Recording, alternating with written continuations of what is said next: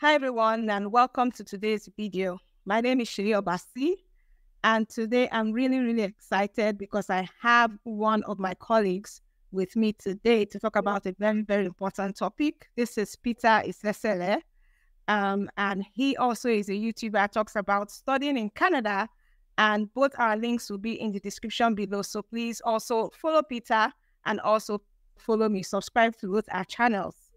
Today, we're going to be talking about tips for you to submit a Canada visa application amidst all the recent study visa changes that we have all heard about. From December, it has been almost back to back with the immigration minister giving one policy update after another that has made it look like studying in Canada is now more difficult than it used to be before. So, a lot of you have had questions about how do I navigate? What do I do with all of this? So today we'll talk about how you can still come to study in Canada successfully.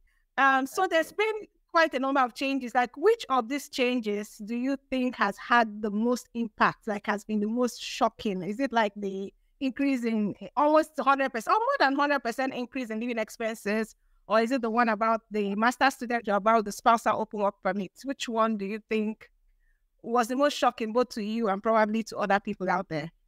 I think for me, the part where the restrictions on the spousal work permit, I think that's a deal breaker. That was a deal breaker for me. I mean, in terms of the funds, that people didn't really had a lot of issues with that, because those are, they could raise money, do more businesses and get more funds, but there is just no way around you come with the spouse if you are coming for college, right? So I think, to me, that has had a lot of effect, and I've seen a lot of people that have mentioned, well, for now we are kind of holding back because, I mean, the plan, even though like the plan is priority, of course, is to come and study, and at the same time, also having your family with you while you are studying, which is kind of a priority as well. So I'll say it was a deal breaker. That spousal work permit part of it. Yeah. What advice do you think you will give to those students whose spouses no longer qualify for the spousal open work permits? Because I think those are the people that are looking for a way around. Some people are asking, can they still do the flag ponying? What can we do? Like, what can spouses of those international students do? I mean, two options that have kind of, I'll say three options, but the third one is rather too expensive. They always see immigration as an investment. So if I say an investment, when you do an investment now, you may not get the returns, like the good returns within 1 year or even 2 years. It's going to be, after 3, 4, 5 years. So even though you are not able to come right away, I've always advised, then be very strategic in the course that you choose, and kind of think of the course where, or a province where getting your permanent residency is a little bit easier, So even though one person come alone and you finish a 1 year program or a 2 years program, you work for about 1 year or even less, and you apply for PR. So within 3 years plus, if you play your cards well, because it may not always go out as planned, your spouse and your children can also come, right?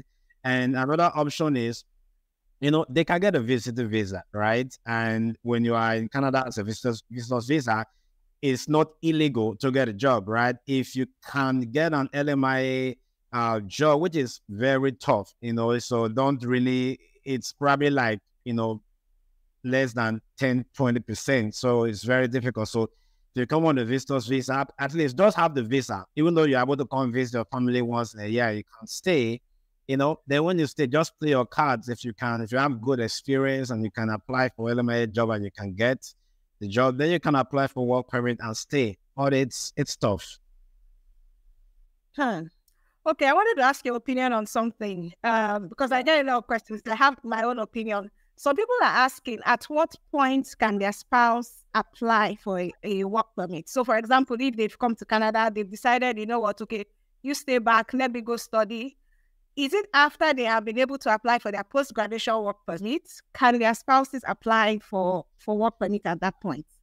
Well, yes, because these restrictions, they did not mention anything about not being able to bring your spouse on a post-graduation work permit. Okay, so I think that particular rule still stands, that if you are working in a skilled job while on the post-graduation work permit, you will still be able to bring your spouse, so but it depends on a lot of factors, right? Because some people may not get the skilled job right away, a month or two after graduation may take some time, but if you are able to get that skilled job, you should still be able to bring your spouse, depending on if all of that previous condition stays. Yeah.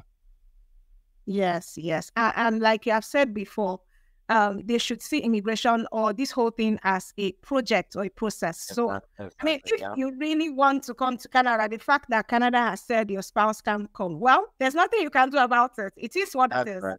Yeah. If you want to come, you can still come with your children, and your spouse is not going anywhere. They're still there. They will join you in a year or two or whatever, as soon as you're able to get a skilled job with your post-graduation work permit. So, exactly. Yeah, just keep your chin up and keep being hopeful.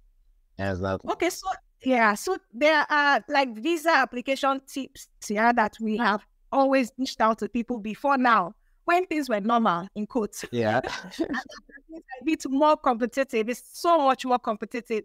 What are some of the tips for someone who wants to apply for study visa or wants to apply for admission and still be successful despite all of the policy changes? Yeah. So I think we can take it one step at a time. With admission, I would say try to think about the course that you are applying for, okay? And think about the demand for that course in Canada, because IRCC, in reviewing, your application, they also kind of think about that, because, in terms of how some of these courses will be able to fill some market demands. And especially for province like Ontario, you just can't apply for what is available in quotes. You have to apply for what is needed. Of course, you've seen some of the, I think it's only Ontario that specifically said these are the areas, that will be prioritizing, giving the provincial attestation letters. I would say kind of focus on that. And then for all other provinces that have not specified, if you're planning to apply for admission, I would say apply really, really early. If not, you're just going to put on wait list. At the end of the day, they will tell you, oh, sorry, this space is already filled. So in terms of admission, just apply early, and then make sure, your SOP, because now you're kind of trying to get the admission in the first place, So I think the schools are also thinking of who will they give admission that will have the highest chances of getting visa approval.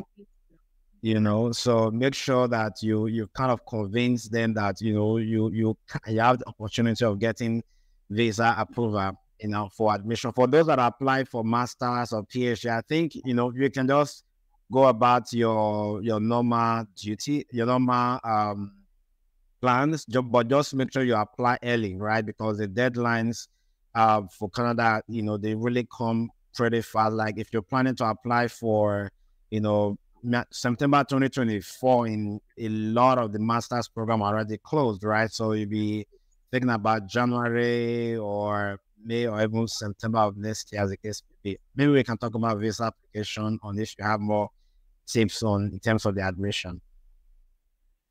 Okay, so the admission, yes, I think pretty much that's it. Apply on time, apply to the programs that are in demand, even though, like I always say, some people might not qualify for the programs that are in demand. There's actually nothing you can do about it. So if you are not in nothing or whatever, or you can't do a master's, apply for what you qualify for, but please apply on time. That's the most important thing. Apply on time, because I don't think the colleges will be waiting to see whether people apply the other place. They do on a first come, first served basis. So that's right. That's the bigger thing. Yeah. So we can move on to the visa applications, like the tips that we need. Yeah. This is a very, very broad thing, and we've both done a lot of videos on that, which, the first thing I would advise, go and watch as many of our videos, we've talked about that. And for me, I've been kind of thinking about this, and I've really categorized or kind of grouped the main things you should focus on. And for me, I would say pay a lot of emphasis on your letter of explanation. And the second thing is that you really do a good job with your fonts. Don't just throw in things anyhow. And there's a word I always like to use, justification of the source of funds, right? So, and I tell people, you are doing an application and this thing does not make sense to you. You know that this thing, this particular, it doesn't make sense. But you're thinking, well, maybe the visa officers might consider. I mean, like, these guys they've seen thousands of applications. They have decades of experience. So in the same application, they can spot where the error is. So you have to apply logic. And I'll tell people, put yourself in the shoes of the visa officer and ask yourself, if somebody present these things to you as it is now, is it going to be very convincing? Okay. So in terms of the letter, maybe we can start with that. In terms of some of the things that should be in your letter of explanation. I think for me, the most important part is going to be, you have to justify why you're applying for the program. And it's not just, well, I like this program and that's it. No, I like this program. Oh, it is in demand. It's in demand. And so on.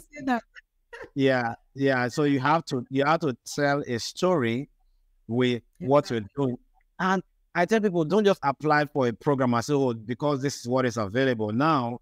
When you're not trying to write a letter of explanation, there is nothing in your profile that relates to the course you want to apply for. Don't do that, right?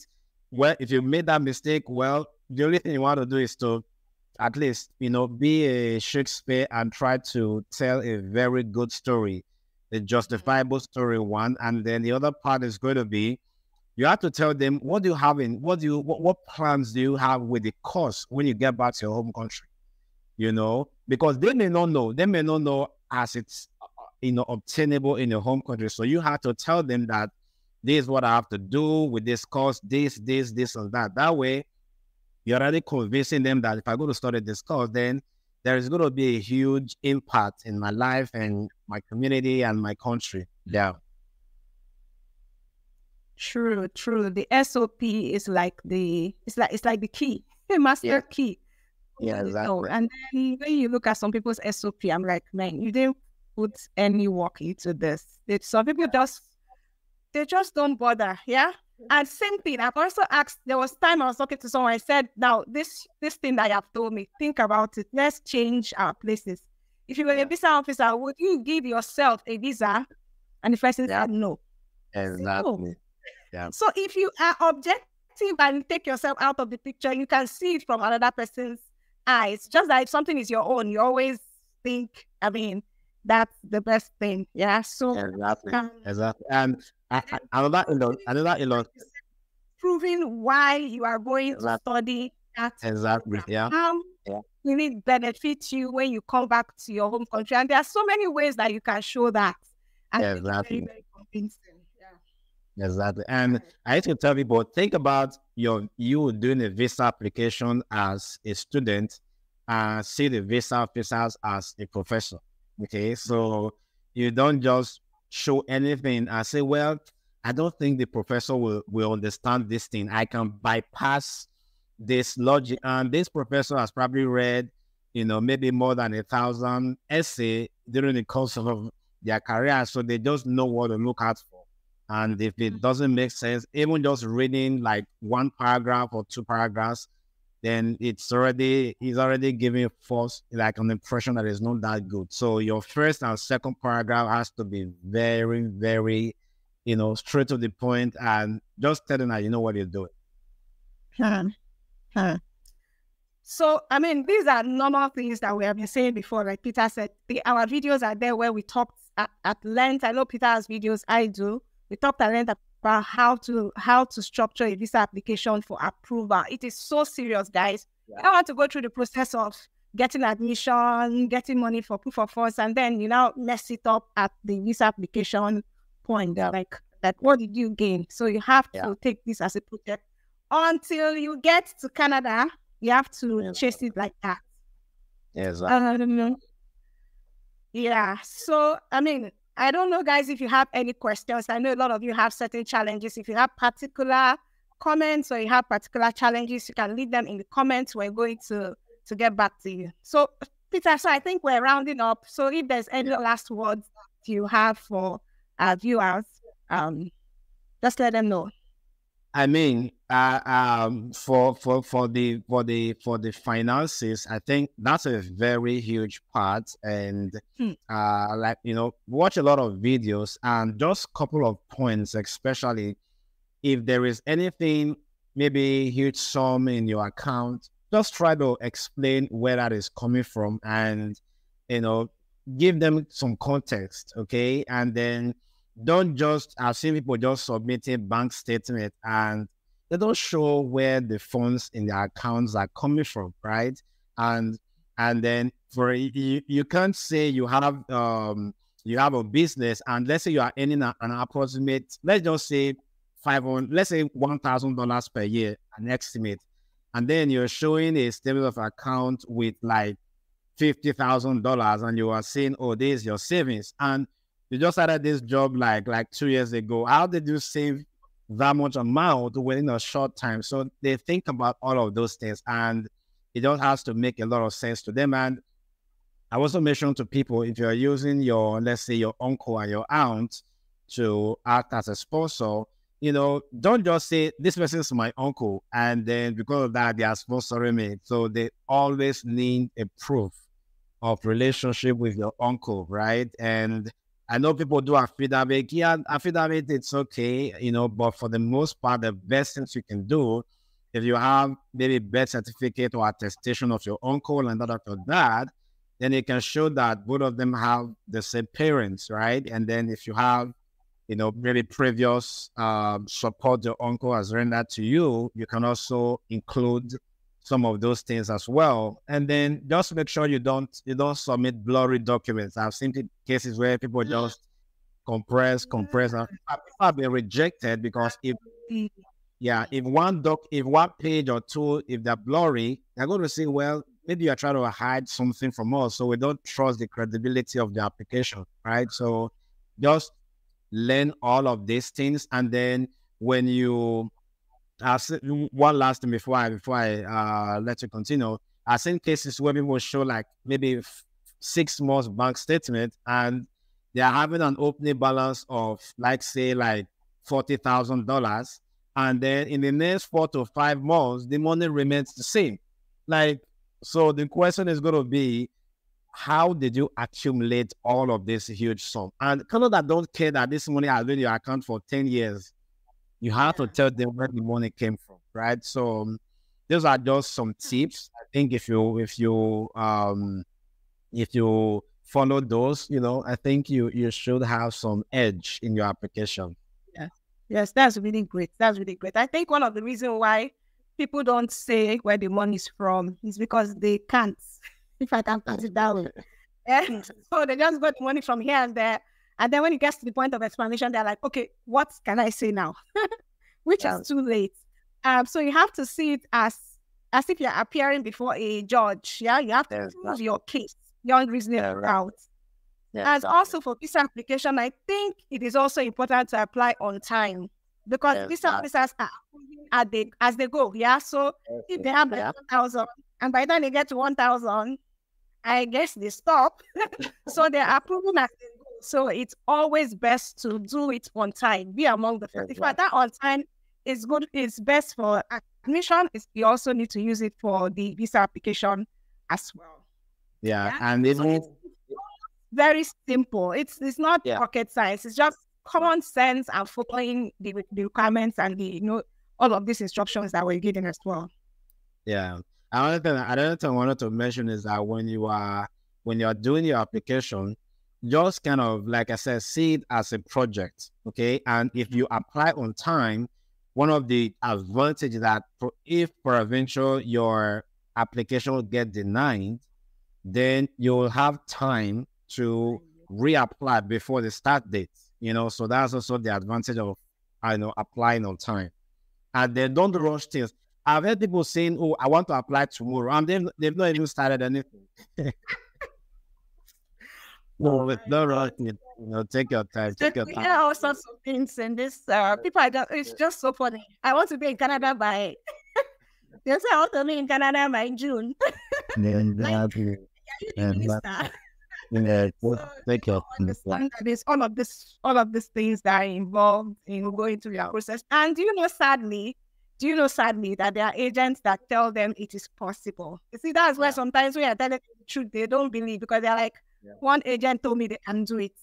And okay, yeah. I've seen a lot. I've seen I'll probably say hundreds of emails. People like, "Oh, I use this agent, and then and at the end of the day, it did not work. Can you help me?" I was like, "But you watched my video all this while, and you still went to meet, and this is something you could have been able to do yourself." And if you want to use an agent, try to work with a licensed immigration consultant if possible. So that you know that you are not, whatever you're doing is according to the law. I'm not a licensed immigration consultant, so I can only explain to you what is available on the IRC website. Then it's left for you to do more research, and then make sure you're doing it correctly. That's great. And guys that are watching, I hope that you're actually listening, taking notes, and that you go ahead and follow these requirements and instructions that we're giving you. We have seen a lot. I've seen a lot. I know Peter has seen a lot. We've gone through so many people, listened to so many. I listen to people every day. So I know the challenges that you're having, and this is how you can actually overcome these challenges despite all of these policy changes. We pray that there will be no more of these harsh, in quotes, policy changes in the near future. Yeah. That things will flow smoothly from now till whenever. Yeah. Guys, and if you haven't liked the video, please like the video, share it with your friends. You have a lot of people who also need this information. Share it and leave a comment. That's how YouTube will show it to a lot more people. So guys, thank you so much for watching. Don't forget to subscribe to Peter's YouTube channel and also to mine. Follow us for more information and news about studying in Canada, working in Canada, and becoming a Canada permanent resident. We wish you all the best in your future endeavors. Bye. All right. See you guys soon.